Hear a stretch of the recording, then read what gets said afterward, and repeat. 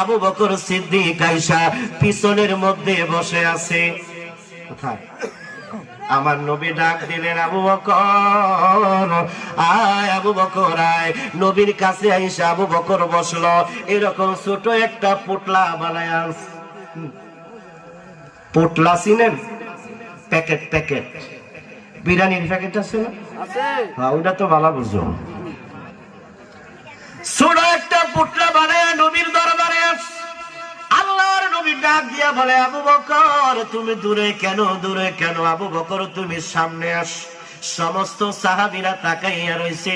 হযরতে উসমান, হযরতে আলী, হযরতে ওমর কত কত দান করলো, আমার নবী কাউরে সামনে আইনা বসায় না, আবু বকর সিদ্দিকের সামনে আইনা বসায়।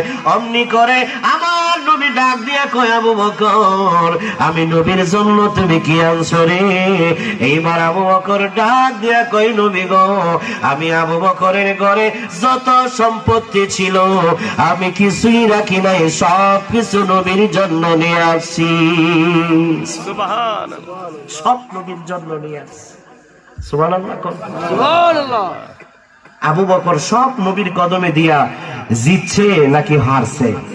তার দাম কমছে না বাড়ছে? আমি আপনাদের কাছে আল্লাহর ঘর মসজিদের জন্য একটা লোক চাই, যে লোকটা আবু বকর সিদ্দিকের সাথে আল্লাহর জান্নাতে থাকবে। কার সাথে? জোরে বলেন, কার সাথে?